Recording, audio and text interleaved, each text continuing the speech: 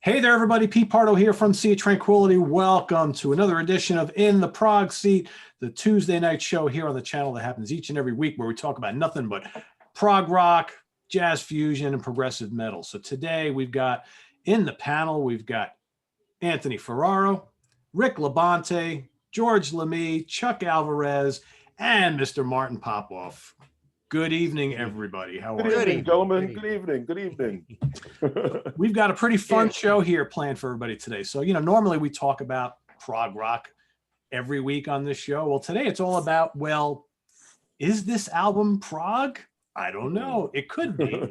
So some of the albums we're all going to talk about today have elements of prog. We might think it's prog. Other people might not think it's prog. To other people, they may be a straight hard rock band or a pop band or a metal band or a jazz band or who knows. But to us, could possibly be prog. So without getting into the whole what is prog, because we're not doing that here today, I've asked everybody to pick out, what did we do? 5, 3? Three. I hope it's three. Three, yeah, exactly. Don't make it any tougher.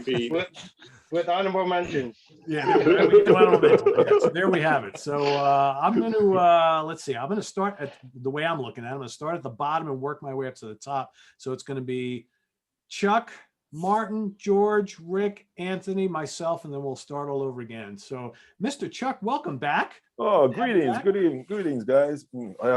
As you see, I am sporting. Very good. Very nice. Very good. All right. Well, since I'm starting this off over here, the first is one of the more famous art rock bands. They're skirting on the prog scene from 1973, November 1st. Roxy Music's third album, the first with Eddie Jobson. Roxy Music was one of those bands that for their time, they were a little bit they were probably a bit more symphonic for their glam fans, and probably a little bit more symphonic in regards to who they were compared to, and David Bowie and Steve Harley. That's my album over here. Sunset, Amazona, Street Life, these are songs, once again, when you listen to them, Psalm, all have like that progressive feel to it. My first one once again, is Stranded from Roxy Music. Anthony, right. I just want you to know that pick was for you. Because if he wasn't going to pick a Roxy Music one, I was going to. So, Martin, just so you know, Anthony is like the biggest Eddie Jobson fan on the planet. Excellent, excellent. I was like, we got to get an EJ mention on the show at some point. All right, Martin, back to you. Okay, so my choice is Robert Fripp, Exposure. Good one. Love this album to death. Yes. I've been playing it all day. I couldn't stop playing it today. It's just amazing what happens on this. You've got a Here Comes the Flood on here. You've got Peter Gabriel. You've got Peter Hamill. Daryl Hall sings a bunch of songs on this. One thing I just learned today is that the lyricist on a lot of these songs, Joanna Walton, was killed in the Lockerbie bombing, the terrorist bombing that crashed over Lockerbie, Scotland. Yeah, quite a story. But I picked this because there's a little bit of talk that it was going to be part of this this trilogy of albums that he was going to do that loosely brought in the Daryl Hall albums, I think Sacred Songs, I think it's called, right?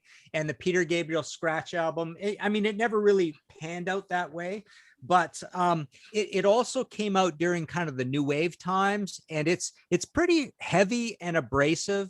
And there's some straight mellow songs on it, but there's a lot of kick-ass drumming all over this too, and a lot of weird time signatures. You've got Naranda Michael Walden on drums, Phil Collins on drums, and Rick Marotta on drums, and a lot of great extreme vocals, but it's quite aggressive and gnarly. It is kind of King Crimson-like, but it's almost like the punk rock version of King Crimson. If Gillan is the punk rock Deep Purple, Robert Fripp, Exposure is the punk rock King Crimson of that latter period. Great album. There he is looking like Mr. Bean on it. But yeah, is this prog? I don't know. It's maybe too radical. It's maybe too loud and too noisy and too electric. It's got Burn Me Up, I'm a Cigarette to start off with. But yeah, I don't know. After playing it a bunch today, I'd say it is prog because there's a lot of tricky playing on it. Driven underneath by the drums. So there you go. Robert Fripp exposure. Good choice. Excellent pick. Good choice. Martin, how about the song Chicago? Yeah. With Peter Hamill. Yeah, unbelievable. Yeah, I just love that guy's voice. And it's really cool. Daryl Hall's all over this too, right? There's going to be a box set supposedly at the end of the year with this. It's supposed to be huge because Wow. there's some sessions maybe about 10 years ago on the King Crimson website. They had released a couple tracks for download. It was kind of like just improv jams of Phil Collins, John Wetton, and Fripp. Cool. Yeah, I So got hopefully a that'll be 2 part of the box set. 2 CD version of it here too. Yeah, I have the 2 CD version. I just got the LP version. It was released like last year sometime. Yeah. Cool. Great pick. Anthony's the Chris Allo of this group, where he has 3, 4, 5, 6 copies of all sorts of albums. Right. That's why I was so fascinated about your 8-track tape. He's like, I need that too. Yeah. All right, George, what do you got for us here to kick us off? My number 3, less particular album than an aesthetic. It's not even one band, actually. It's kind of 2 bands. King Diamond. Merciful. Excellent. I couldn't decide which ones to pick, but at first glance, it's probably ridiculous. It's too heavy for most people to call it prog. There's very little keyboards, but if you listen to it, there's a myriad of time signatures, rampant soloing thrown in just wherever. There's a lot of tricky meter, virtuoso players almost across the board. If you put it in context of when it came out, mid 80s, you're talking about Crimson Glory and Fate's Warning and Queensryche. It's at least as progressive as any of those bands, in my opinion. And then in Mike Portnoy and Jim Mateos, you have 2 supporters who definitely have always said that this is a prog band that influenced their bands. So I would say these guys. Well, the Merciful Fate album, I know that they said that they were listening very heavily to groups like Yes and King Crimson on there. So that I could agree with in regards to the Merciful Fate. Excellent album too. I like that album. Oh yeah, big time. I mean, if it's not flat out prog, you could make a case. One thing they said all the time was that they were trying to make a better version of Judas Priest and Judas Priest on Sad Wings. They loved Sad Wings, and Sad Wings can be considered somewhat of a prog album as well, right?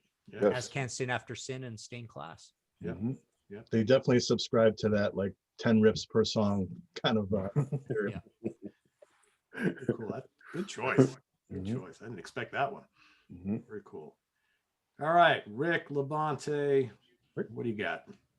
Well, in the 70s, when prog was king, especially between 1973, 75, I guess every band had some sort of epic or had a feature something like that in their album. But in this band in particular, if you follow the discography, and I know you have, Pete, you may say this is the most proggy album for them too. Even though it doesn't fit the definition of prog for the weird time signatures or some of the complexity of music, it's more about the way they expand the song. And I'm talking about Moontime from Golden Earring, the way they stretch their songs and be very creative, very similar to Pink Floyd's Animal, the way they do a transition when they do Dogs or Sleep. They don't do something dramatically, left turn, but they get there, just do it very fluid. And the way they jam and bring their other instruments. I thought this was a very good an example. If you listen to the previous records, I mean, they've been experimenting somewhat, psychedelia or psychedelic or some stuff like that. But in this album, they made it accessible, made the song catchy. And even though the way the music structure works it could be a single if you take, Candy Going Bad or Radar Love, but they take that middle part of it where they go into a proggy, adventurous segment in the music that you can't help define as prog because they really thought outside the box, If they wanted to think about hit, they can make these songs 3 minutes long instead of 9 minutes long. but because that was the time where it's kind of expected to see how much you can play and what's your musicianship and how creative can you be. And bands were performing songs much longer live, even whatever they released on the album. They figured, hey, let's do what we do on stage and record it that way. And that's what I feel like when I listen to this album. They've thought of everything they could think of, threw everything in there, including the kitchen sink, and put it all in one song. And when you think about 6 songs to complete this album, every one of these songs, except maybe 1 or 2 that are very creative and epic, if you will. Fantastic choice. Nice. Yeah, that's an excellent album. Excellent choice. Great band. We're all coming up with some winners today. Yeah. Yeah, I love this band. I love the whole discography, going up to at least up to the 80s, right?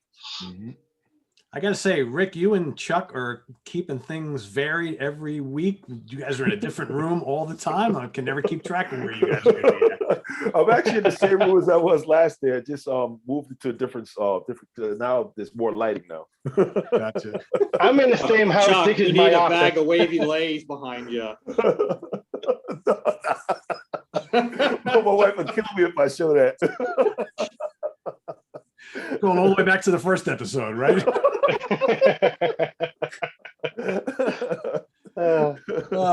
And now see, myself and Anthony and George, same background every single time. Right? We're boring. Boring. Martin, Well, you too. I don't know. I know. I have no Exactly. cord on my camera. I can barely even turn it. It's so tight, right? It's just like it's seriously one place forever now. So Well, for me, you guys got your CDs in the background. This is where I put my CDs, right in here. All the file cabinet, all lined up, Ah. legal, all alphabetical order. And if Yeah. there's a fire, I can get it out of there with my dolly. I got a lock and key right here.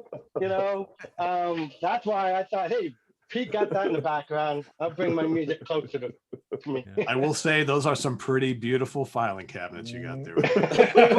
They're here. They go around the next wall room too. All right, Anthony, what do you got for us?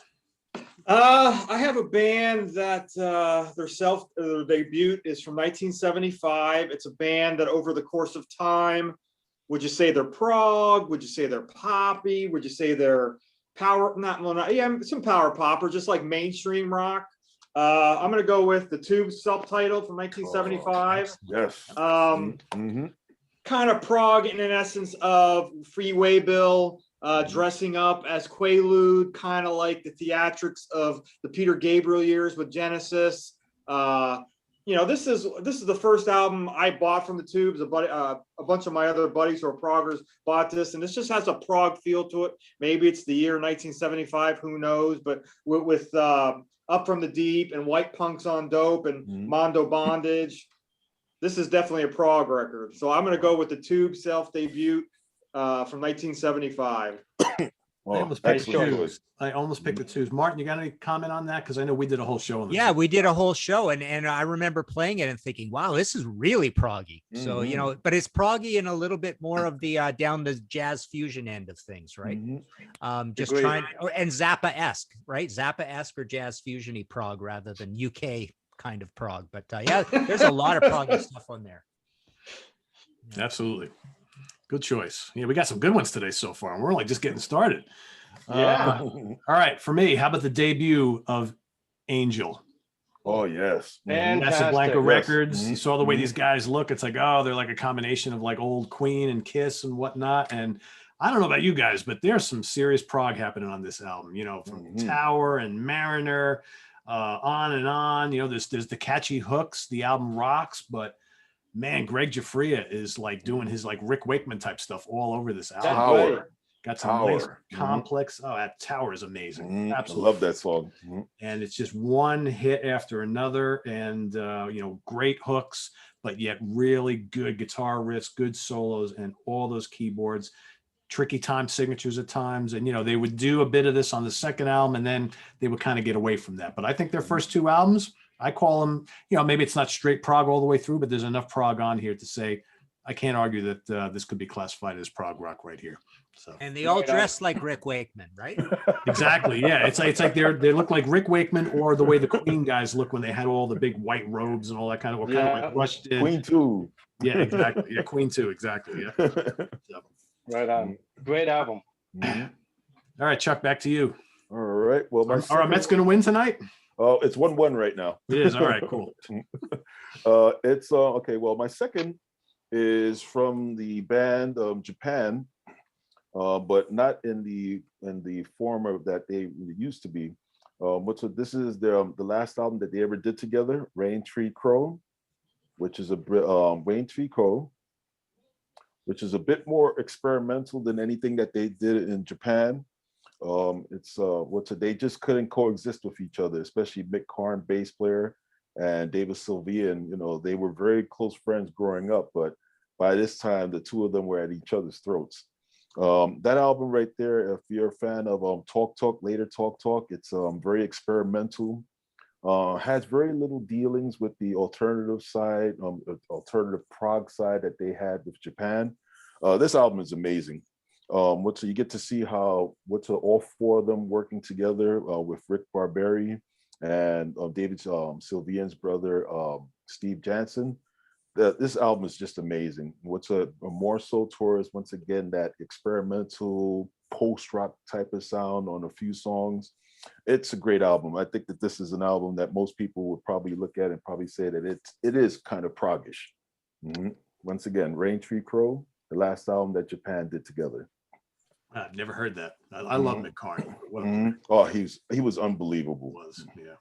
Tragic loss. Yes, very much so. Yeah, Japan, like a lot of people talk about them and like they kind of mention them in prog circles, but people who don't know anything about progressive rock, like, no, that's not prog, right? Oh, from the third album on, that'll change your mind. Mm-hmm. Yep. They're like the more progressive version of Duran Duran. And then Pete, don't forget you got Richie Barbieri, yes, from Japan, who played in Porcupine Tree. I know, yes. I know. He's a serious player right there. Yep. Yep. Absolutely. All right, Martin, what do you got? Okay, so next I'm going to go with Peter Gabriel, Security. Oh, my favorite album by him. Yeah, it's not even close. I love this. I love this not a lot too. close. I saw this tour and it was the greatest concert I ever saw. This was Peter Gabriel, Tubes, Peter Gabriel, David Bowie on Let's Dance. Right? Oh wow! First concert at BC Place Stadium in Vancouver. But so this record, arguably he's way more progressive than Genesis is by this point. And in the proper sense of the term, finding all sorts of strange sounds and instruments and Tony Levin's in there with sticks and fretless bass and stuff, and Rick Marotta on all the innovative drumming that he does. There's kind of looping going on here. There's odd keyboard sounds. It's funny. Is it progressive rock? It's in many ways, it's not even kind of rock. In a lot of ways, it's almost like ambient music with drums. It's a little bit like the Fripp and Eno music for airports, but with a lot of drums and vocals and a lot of kind of moody stuff going on. But I could have picked anything by Peter Gabriel because as you move through them, I mean they're kind of more conventional pop structures to begin with, and then the really strange sounds start coming on with the Melted Face cover. And then this, and then he gets kind of back to rock again afterwards. But yeah, I mean, would you call a prog album? But yeah, I think given that he comes from great prog pedigree, you have to include him. But he's off making a kind of music that's just unpinnable. You can't even really describe what he's doing. He's such on a trip on his own, right? 6 of the 8 songs are my top 10 Peter Gabriel songs. That's how much I love that album. Wow. Yeah. It's incredible. I don't like Shock the Monkey very much, but I love everything else on it. Yeah. It's funny, if you go back in time to when like that album came out or the ones that before it or ones after it, you got to wonder how many people got into Peter Gabriel who had no clue he was in Genesis and don't even know what progressive rock is. So what is that to them, right? Yeah. It's to people who knew him before, it's like, well, his solo career is kind of prog rock, maybe not, but to like normal mainstream listeners, he's just another singer, British singer who does kind of cool poppy rock music, and whatever you want to call it, you call it. But like for them, prog never comes into the equation, right? Yeah, Exactly. Especially when you dress up in that Chalk of the Monkey video, like in a suit and tie, like Chalk. Yeah. yeah. Very true. Very true. All right, George, what do you got next? All right. And number 2 is fairly obscure, 1986 metal band. I'm hoping at least Martin knows it. I went on the Rate Your Music page, and the primary genres they say it is are U.S. power metal and thrash metal. I don't hear it at all. A band called Tension. The album was called Breaking Point, but it was vinyl only. So this is a CD reissue with some bonus tracks, of course. It's high energy stuff. It's funny, you had an Angel album earlier. One of the guitar players is Meadows' brother, Timmy. Oh, really? Yeah, Timmy Meadows. The real feature of this album is the rhythm section. It's like, picture Steve Harris and a spastic Billy Hart together. Pretty much what you got. I mean, they really drive this thing. It's a little bit, in parts, it's a little bit fast and heavy, but not anywhere to get a thrash primary, if even a secondary. To me, it's straight up prog. From the Maryland area. And the other interesting note was this is Marty Freeman's original band. He went to high school with the other guitar player, not Meadows, and he was in the band previous to them recording before he left for Hawaii. But if you like high energy, a lot of playing with time and stuff, it's one to track down. Tension. Wow, I've never heard of What that. year is that from again? 86. 86. Okay. It was on, I think, Torrid Records. Different album cover to that too, right? On the original vinyl. The original cover, you're not missing. There's like 2 hands holding a piece of rope. It was called Breaking Point. Okay. But musically, I think probably a lot of us would like it. Is that the first album? Only. Only album. That's it. A one and done, except for this reissue had an EP that they recorded and it never got released. Very cool. All right. We'll have to seek that out. All right, Rick, the man with the great file cabinets. Yes. And from the Yes session right here, I had to pick this band, but I'm trying to find out what's the album because there's proggy moments in this early 70 album, especially during the Woody Nichols series. But I'm gonna go with this one, Equinox 6. Very adventurous album, putting a balancing act of making it accessible, but blow your mind, put on your seatbelt, you're going for a ride. It's definitely a roller coaster ride of all kinds of great stuff. And, and it's, going with the culture of people that you like to party at the shows, light up, you know what that's about. Open your mind, let us take you for a trip. And it's kind of like the magical mystery tour, if you will. And a lot of these songs, I love them all. Born for Adventure is one of my favorites. The one that everybody may hear on the radio was Sweet Madam Blues, and they play that quite a bit live. But from here on, they do still do that with Crystal Ball, but they start to go into more of the A&R album-oriented music, where it's based on hit, but throwing a few epics and through some stuff that'll make people go, wow, these guys can really write and play. But I think this whole album is kind of all through that. I guess, in all fairness, it's definitely a prog album for them because they were doing more about showing off what they can do with their instruments and what they can do as a songwriter than making a hit. Especially when the temptation of Lady was not that far away. This is, going off the beaten path. That's a great choice. I'd argue that all of their albums up until probably Cornerstone had a great mix of prog, hard rock, and more pop leaning stuff. And they even did some. I agree. Even had some boogie stuff on a couple of those albums too early on. Yes. Especially these ones. These two. I like those albums a lot. Yep. So do I. Yeah, me too. And then very proggy titles, right? Like there are some moments that I feel like I'm listening to Fly By Night kind of stuff where they want to tell you a little story and then they give you a rock and roll boogie in between. It was just they're almost like undecided where they're gonna go. And I think they made up a mind by the time they got here. Yeah. And then even more so on Grand Illusion, which to Right. me is an absolute perfect album. So Big time. good choice. All right, Mindy, you're up. Oh, Rick, one of the tracks on Equinox, I think, is really kind of like more like spacey than proggy, Mother Dear. Oh, Yes. Great. Yes. Yeah. Mhm. Great example. Mhm. Um, Swedish. my second pick is from a gentleman who he's a producer.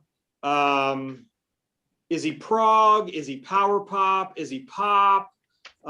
Is he kind of boogie? Is he goofy? Todd Rundgren, A Wizard of True Star, 1973. Is it Psych? Is it prog? Zen Archer is one of my all-time favorite tunes by him, which is more of like a pop tune. But the tracks 1 through 7 all kind of go in cohesion with starting out with International Feel. Pure masterpiece. What a genius.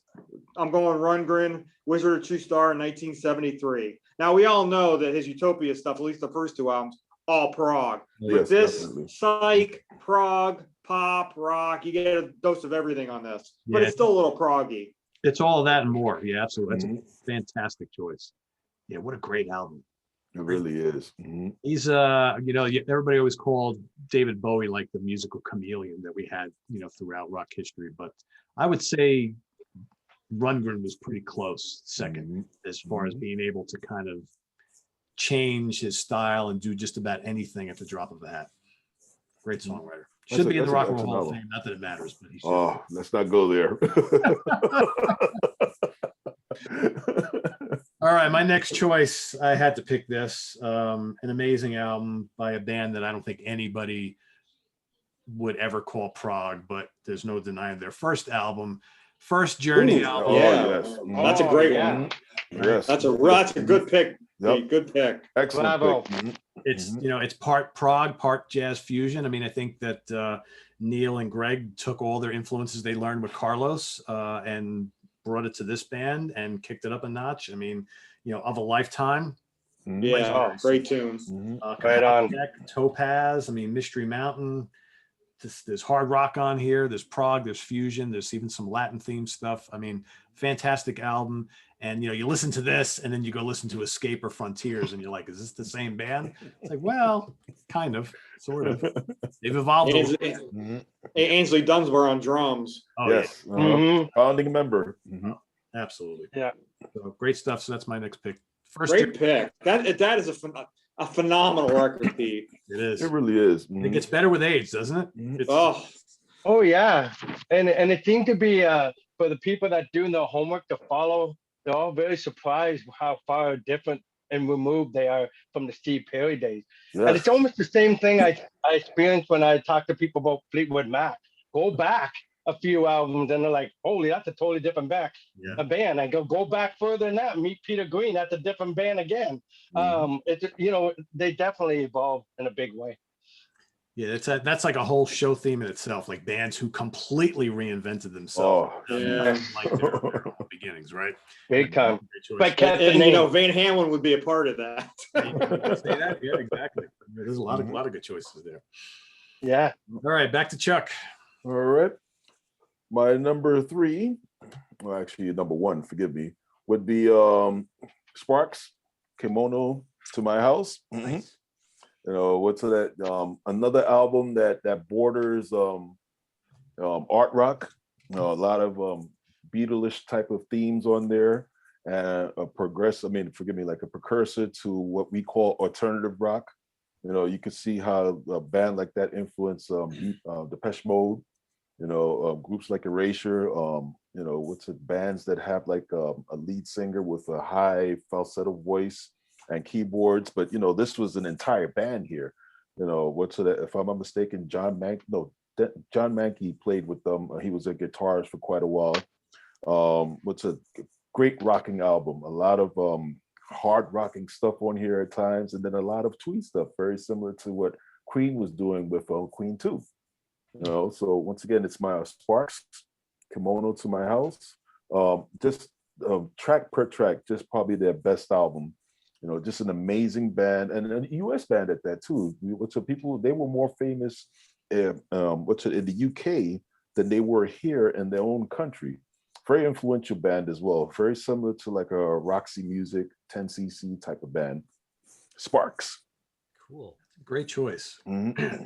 Would you say, because they didn't, when I did that, Martin and I did that Power Pop show a couple weeks ago with Mike Portnoy and Jim Bocci. I mean, they didn't come up, but some of the Sparks' stuff could be considered power pop. I think they're almost too quirky for that, right? I would say the albums before it, because right at about this time they started becoming a bit more progressive. So I would say that their earlier stuff, even before this one, because this is their third album this is their fourth album.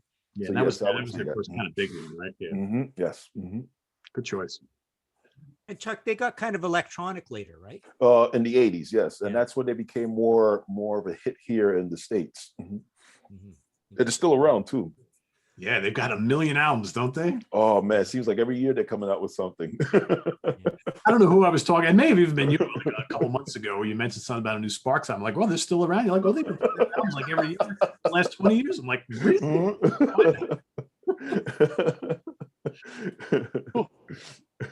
I got to go listen to that. I mean, that's a band that I've owned those albums over the years all the time, and they've never sunk in. I just don't know them well enough. It's one of those retirement bands that you wish you had 2 weeks to just sit down and soak that stuff in. Right? Martin, you can add that to the Super Tramp and ELO.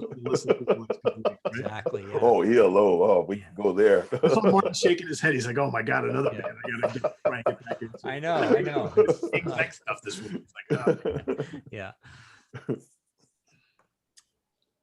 All right, so I'm up, right? Yep. Yes. Okay, so my last choice is this one here, GTR. GTR 1986. Hard to believe, but this record actually went gold. The big hit off it was When the Heart Rules the Mind. The Hunter was a hit as well. You know, I've interviewed the two Steves, Steve Howe and Steve Hackett, 2 or 3 times about, and got to ask a lot of questions about this. And I was thinking of writing up kind of the story of this album, because one of the last times is when this got reissued, and Chip was doing interviews on it. So there were dedicated interviews all about GTR. But so I played this album again. There we go. Yeah, I have it on vinyl as well. Yeah. And there's the band. Here's what they look like. There's your Steve Hackett and there's your Steve Howe. And then your lesser guys, and they all fought like cats and dogs kind of thing. You know, Max Bacon apparently had a pretty big ego, but so I played this again today, and it reminded me there is actually a lot of prog on here because of Max Bacon's vocals. I mean, it's a clear kind of proggy vocal, but Steve Howe really does a lot of what he does, and Steve Hackett really does a lot of what he does. So there's a lot of those touchstones of the two big classic bands. And a lot of little breaks in between songs where there are a lot of proggy flourishes. But generally speaking, all of this prog stuff is roiling around on top of just regular 4/4 beats and songs that are trying to be more or less stadium rock songs. Produced by Jeff Downes. The production's a little steely on it. I'm not crazy about the production, but yeah, so this is your follow-up from UK through to Asia through to GTR, your Prog supergroup thing. And I would say it's about, would you say this is about as proggy as the first Asia album? Yes. No, I'd say it's less. Less? I think it's less. Actually, I don't think either one is very proggy. yeah, I don't think so either. Yeah. I think what we're mentioning is more proggier. Yeah. But I did play it, and I heard a lot of, like I say, a lot of prog going on from those two guys in particular. And I thought the vocals sounded pretty prog, but it really is happening on a lot of kind of, early 80s Kansas style stadium rock songs. And the songs also sounded a lot like Talk era and Big Generator era Yes songs as well. Yep. It felt a little bit like that as well. So there you go. Rick, is that when I saw them second album you got there? What I have here, we're going to show is the live King Biscuit Flower Hour. Okay. And that gave it more muscle, the live, than this album, because I find it kind of thin and a little bit on a lightweight versus how it sounds live. That's why I was going to say, I felt them more proggy live because they can improvise and jam a little bit. But check it out. Neat. Rick, what King Biscuit? What's this show from? Is it from LA? Okay, it's from LA, yeah, July 19th, 1986. The very Because that's core. when I saw Steve Hackett about 4 years ago, they actually reissued the GTR with a live disc from that show, and it was fantastic live. Really? Yeah. That'd be cool to look into. Yeah, I think my one thing with that album, I like the album personally, but I was expecting them to kind of bring it a little bit more, right? It was, to me, it was a little restrained, but I thought a really classy sounding album. Max Bacon sounds great on it. You got some good guitar work, but I was like, I don't know, a little something. Jonathan Mulver, a great drummer like him, he was very restrained on there. Yeah. Yeah. Well, don't forget, it was of the time. It was 1986, and people were using electronic drums to be popular. And Yeah, there's a whole drama about the making of the second album that I can't remember a single thing about. But Steve Hackett in particular told me that whole crazy story. Yeah, didn't he walk out of the sessions? He pretty much quit the band. I'm not. I can't remember. I really got to write up that story one day because I've got some great quotes all about this whole thing. But oh well. Yeah. All right, George, what's your final pick of the day? Toxic. Oh, nice. Toxic. Hell yeah. This. They're an acknowledged thrash band classic, supposedly, and it is thrashy in parts, but there's no denying the progressive content of this one. I mean, a lot of the arrangements is just a myriad of time changes, virtuoso playing all over the place. This guitar player is insane. He is. And the vocalist is very much at the time. He's a high guy. This is a 1989 release, so there's not a lot of keyboards. There's no dedicated keyboard player. It's just functional keyboards. But I think this is, I don't know if by you guys, do you have Z-Rock come into your area for a while? Yep. I think I picked it up after hearing a song on Z-Rock and just being blown away. I mean, this is the same year that the Watchtower came out and the Dream Theater debut came out. And to me, it fits in with those. It's just a heavier version of those. And I don't know how anyone could question the prog quotient on this one. It's yanked up. I think I read a review in one of the guitar magazines that the guy actually referenced Mahavishnu Orchestra, which is crazy, but you can see what he's going for.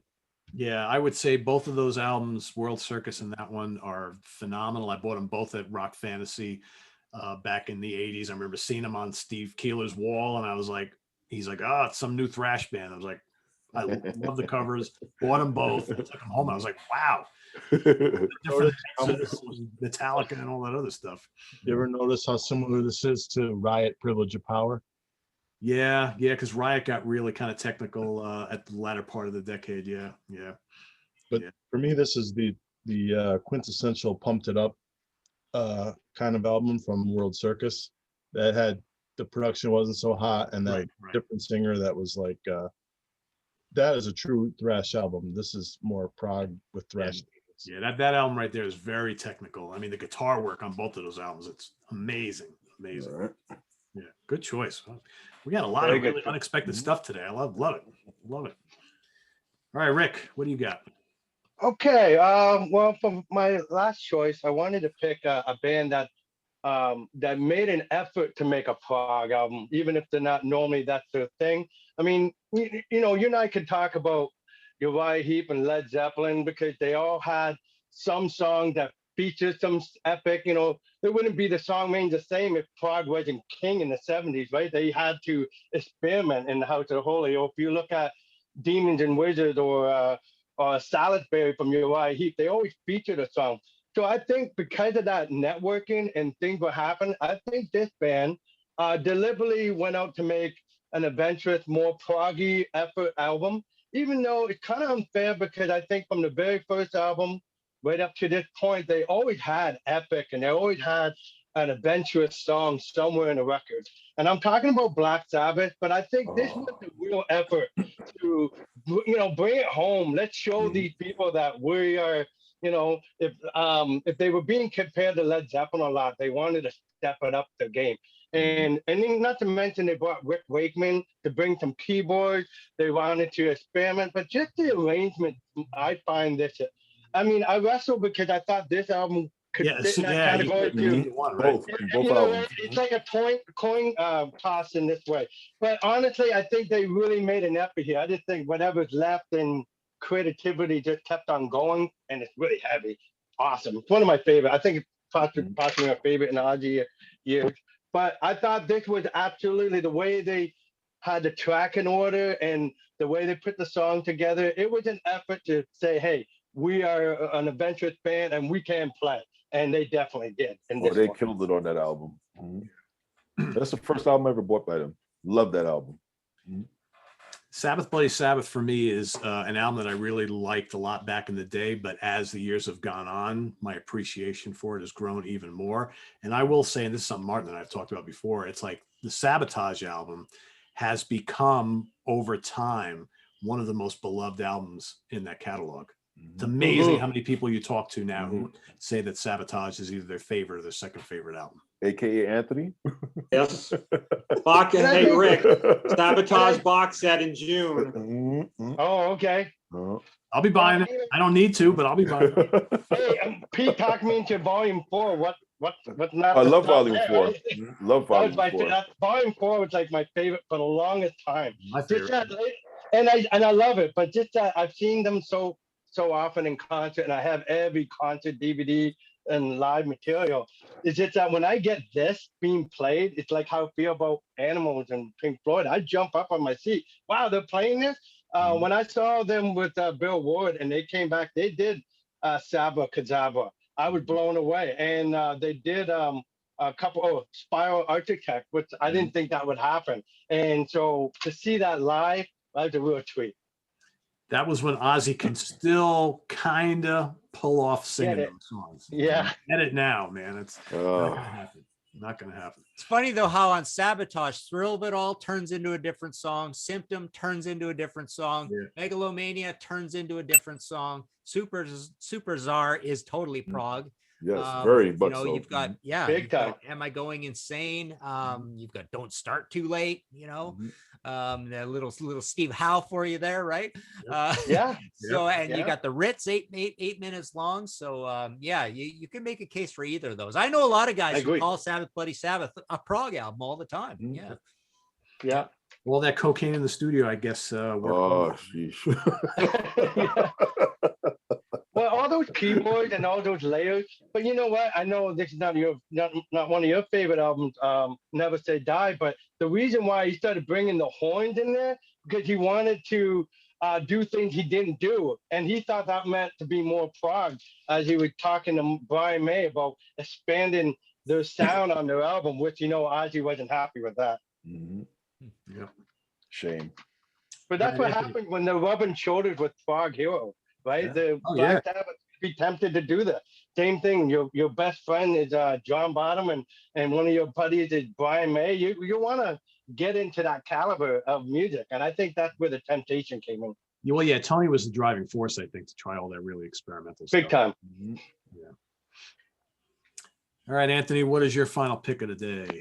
My final pick is probably in his discography, which is very huge. Maybe one of the most popular, but is it prog? Is it classical? What is it? Or as Ruth Underwood would say, it's Zappa. Oh, great album. Zappa Hot Rats from 1969.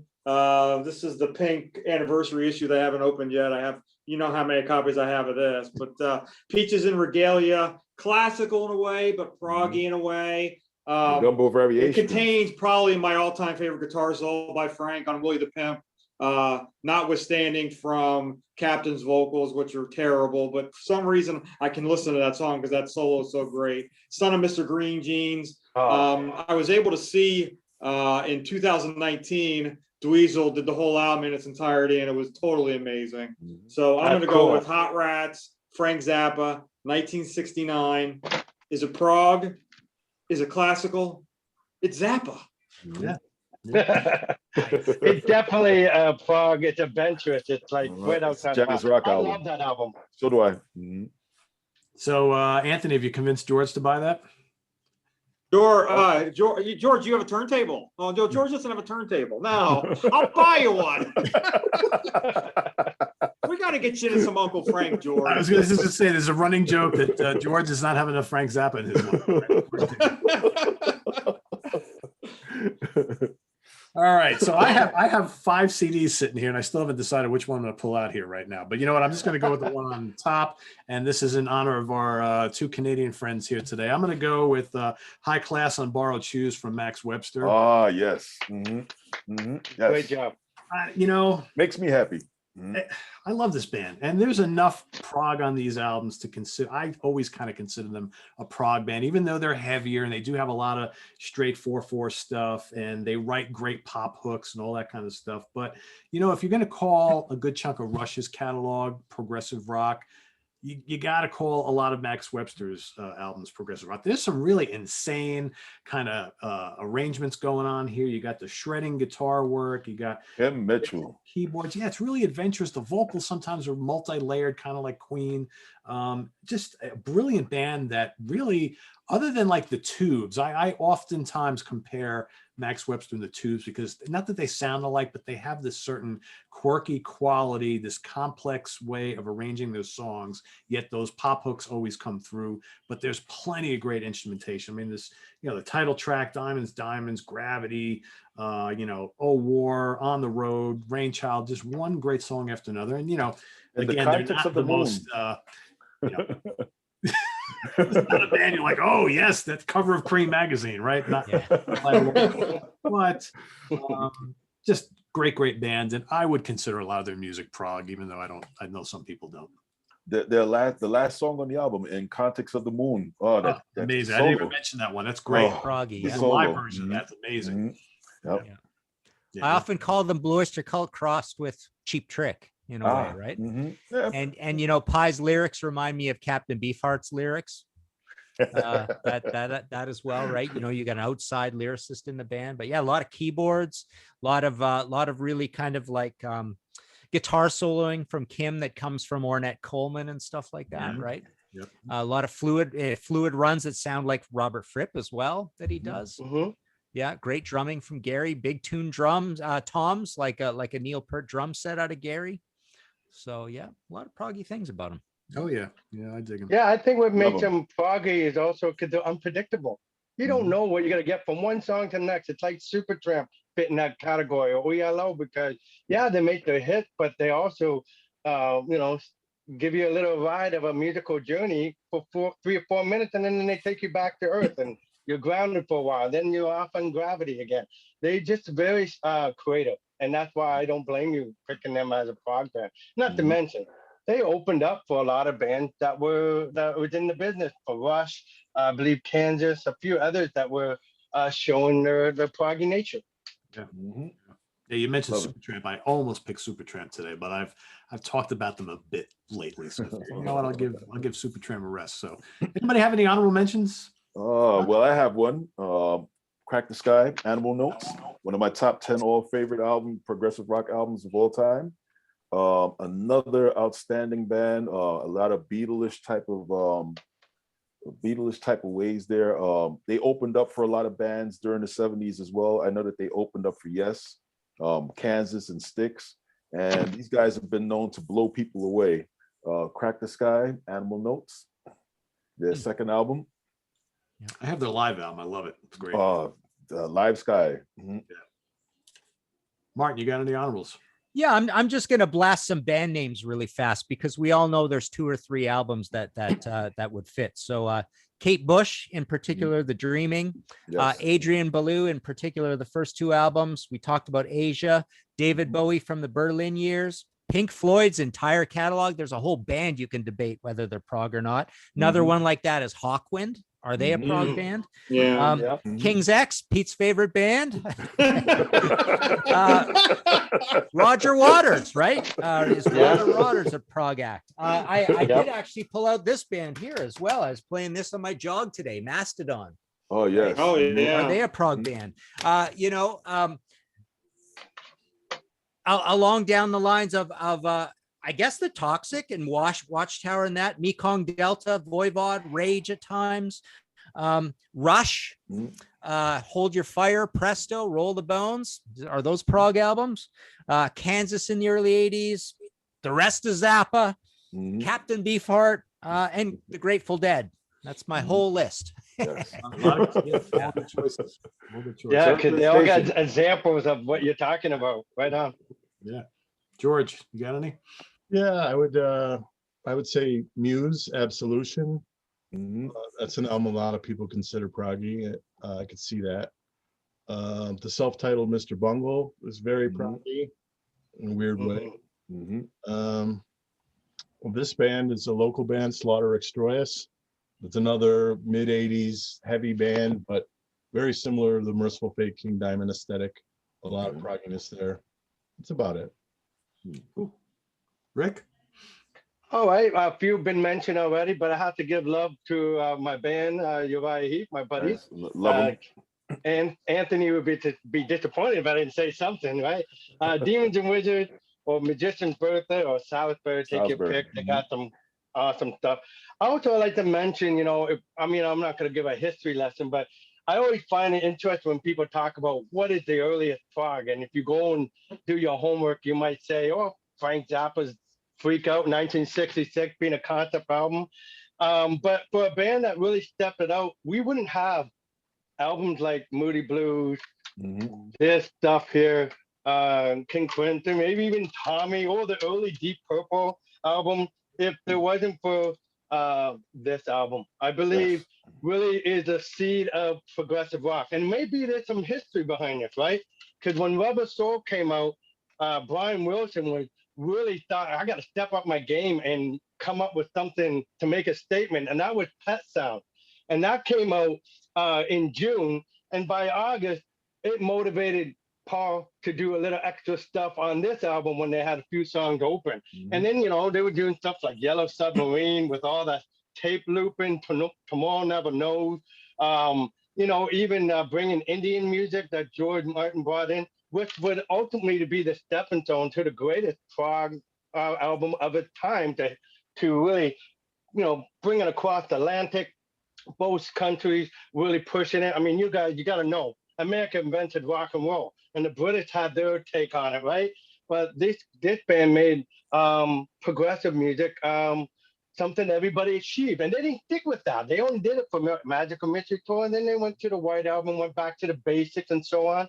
But if it wasn't for bands like this, and for a Pet Sound album, we might not have got the Moody Blues thinking, I can bring an orchestra with our music, with the Mellotron. You might not have got John Lord said, let's bring an orchestra for our album, or some of this. Or even, I think, Peter Townsend, by the late 1966, a quick one might have been encouraged when he hears that you can make a little epic story with Yellow Submarine and a few others like this in a 3-minute song, might have motivated him.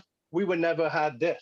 So I like to give credit where it's due. I think Revolver was the very first seed of progressive rock, and it might have helped because Bob Dylan smoked a joint with Paul and John during the days of Help, and they got a little more experimentation with sitars and folk music, and it triggered a whole sound in California for the Byrds.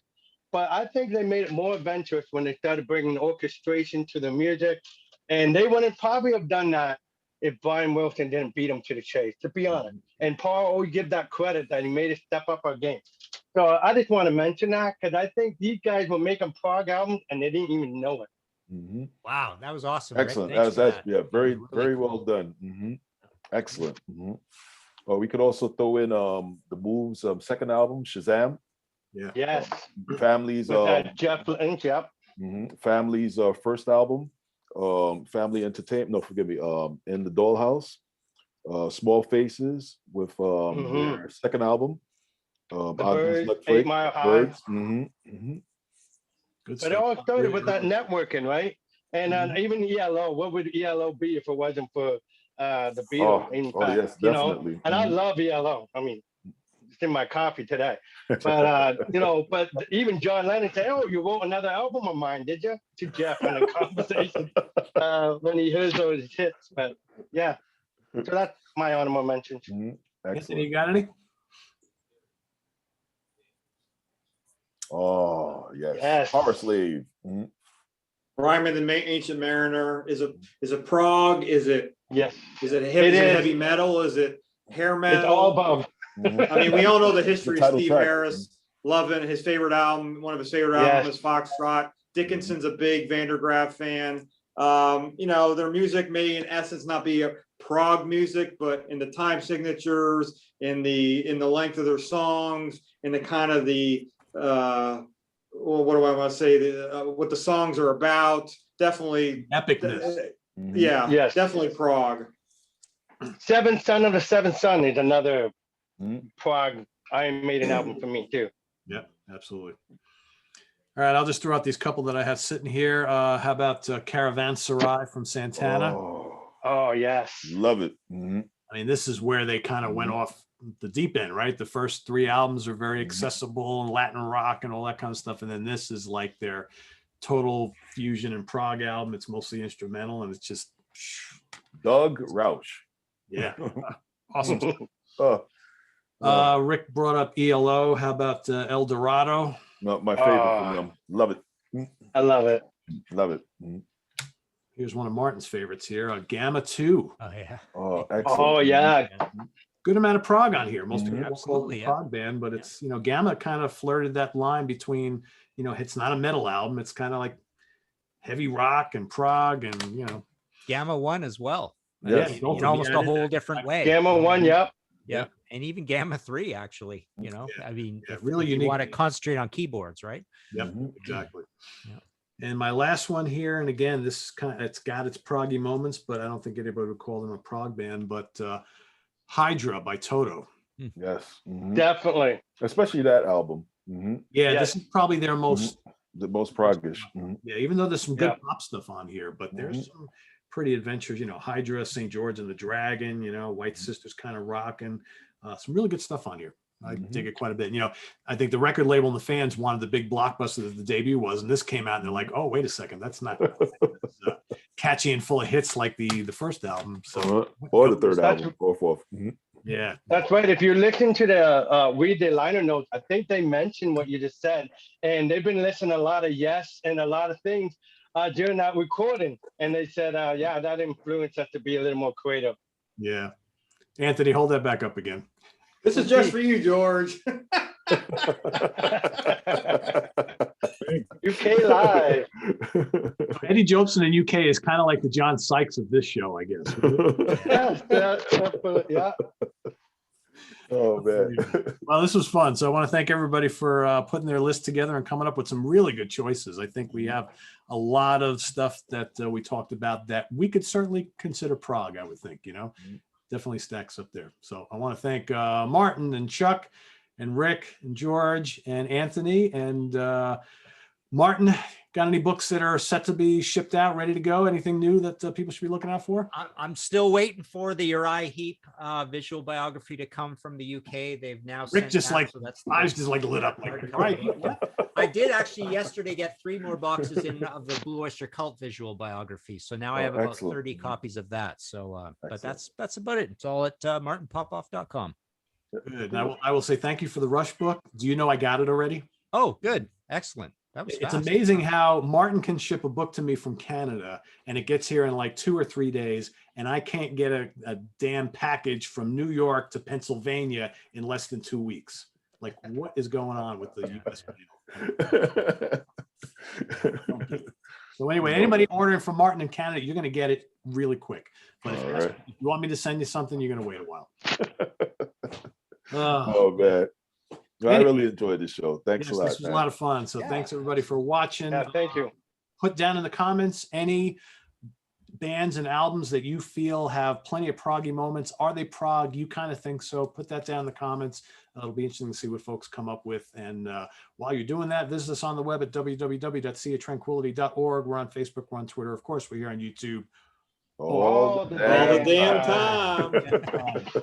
So tune in next Tuesday night for more In the Prog Seat. And we got more stuff coming up. We got the Monsters Den on Thursday. We've got ranking the studio albums of Bruce Dickinson this weekend and Grim Reaper. And what else? I'm going to have Bryce Talks Metal. He's got his, Bryce is a really cool young guy who's got his own show here on the YouTube. He's going to join me on Thursday as we're going to give our top 10 favorite thrash debuts of all time. So he and I are going to be doing that together this Thursday. Lots more stuff next week. The Hudson Valley Square is on Monday, more in the Prog Seat on Tuesday. Martin's coming back on Thursday for a cool show about bands that Bands everybody we seems just to don't love. get. Yeah. Bands that everybody seems to love and we just don't get it. I know I'm a gonna couple be from tuned Pete in for already. That is going to be a fun show. I got this list and I'm looking at them. I'm like, yeah, I don't Oh, man. understand why people love this band, but everybody tells me I'm off my rocker. Martin's got a great list too. So this is going to be a lot of fun. So this is one of the shows where we're going to get all these comments. You guys are nuts. That band is this band on the field. Like, okay, if you think so, that's cool.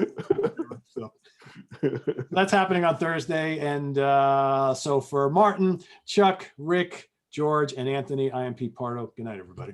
Good night. Good night. Good night, everyone.